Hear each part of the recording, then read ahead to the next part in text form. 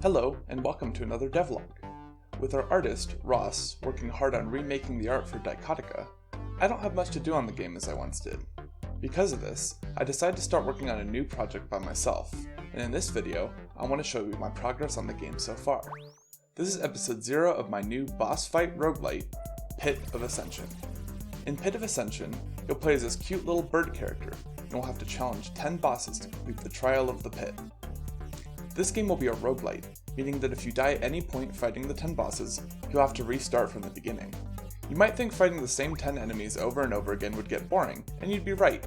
That's why in this game, I plan to have many more bosses than that. I'm not sure on the final number, but each run will have you fight a unique set of 10 bosses to keep things feeling fresh, and to keep the player on their toes. At the very beginning of the game, the main character will have the ability to move, jump, shoot, and do a dodge roll. While you're rolling, you're completely invincible, and any bullets you touch will be destroyed. Before fighting each boss, however, you'll be picking up a brand new ability to add to that arsenal. There are 3 kinds of abilities players will encounter: attack abilities, movement abilities, and special abilities. Attack abilities will change how your bullets work, movement abilities will change your jump, dodge, or walk, and special abilities are activated by pressing a designated button and can do just about anything.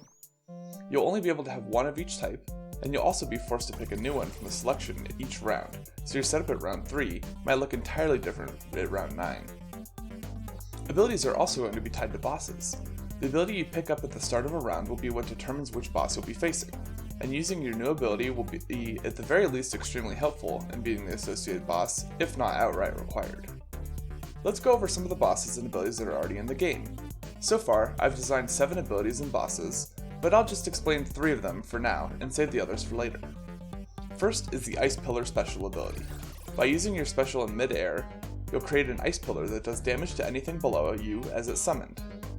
You'll be able to stand on the ice pillar as long as you don't move off of it, making it useful for hitting enemies that are up in the air. When you jump off of the pillar, it crumbles. The boss associated with the ice pillar is this flying fish. He has a slam attack, where he flies above the player and then slams down to try to hurt them. When he hits the ground, he'll be stunned for a short time and take extra damage. Next, he throws up some vile black water that slowly fills up the screen. Players will have to use their Ice Pillar ability to avoid the toxic sludge and get a good opportunity to hit the boss for some free damage here. After getting the water to the right level, he flies away, then quickly charges back at the player. They'll have to jump over him or dodge through him to avoid damage. Finally, the fish flies to the middle of the screen just out of reach of a normal jump. Jumping off your ice pillar will give you enough height to hit him, but beware. He summons a school of small flying fish that move quite unpredictably to attack the player. Next is Shell Shot, an attack ability. If you shoot while not moving, your bullets become larger and do double damage. That extra damage is good, because you'll be fighting the hard-shelled crab boss when you pick up this ability. I actually gave the crab boss a little intro animation when you fight him, which I think helps make him look a lot more threatening.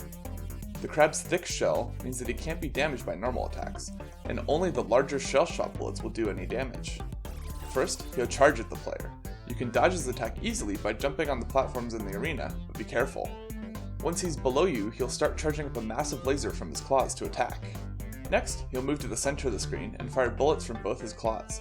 You'll have to dodge through them or jump over them to avoid this attack. Next, the crab raises himself into the air and begins to spin, creating a maelstrom of bullets to dodge or roll through. You can hit him while he spins from the upper platforms, but standing on these will give you much less maneuverability than standing on the ground. Finally, he drops from the sky with a powerful slam attack, creating a shockwave of bullets to roll through. The final ability I'll go over in this video is the Forge Fire Roll, which is a movement ability. With it equipped, you'll be surrounded by fire whenever you roll. This fire will damage any enemies you come in contact with, meaning that your dodge roll turns into its own attack. This roll is the easiest way to damage the next boss, the Sword and Shield.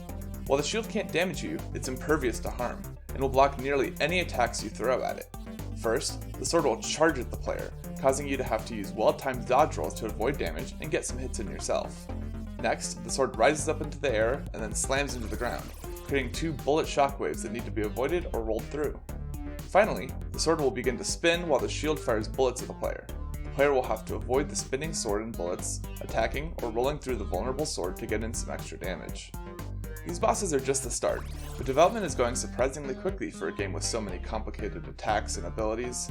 Part of what helps that is the art style, with very small 4-color animations being really quick and easy to develop.